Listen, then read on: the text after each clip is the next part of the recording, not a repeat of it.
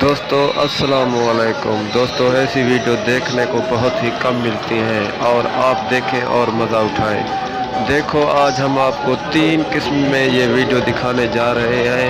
ان 3 لڑکوں میں دیکھیں کیا فرق ہے، مجھے تو نظر نہیں آتا، آپ کمنٹ میں بتائیں گے ضرور۔ اگر ویڈیو آپ لوگوں کو پسند آئے تو سبسکرائب ضرور کرنا۔ پتا اج کل سچیندا میرے کولوں اسر منگے، میرے کولوں اسر منگے، منی میں صحیح میں دیندا ڈھولے کو مناون دی۔ میں اچھا تو اچھا بھرن دی محفل اور ابھی بڑے اچھا ٹھیک ہے۔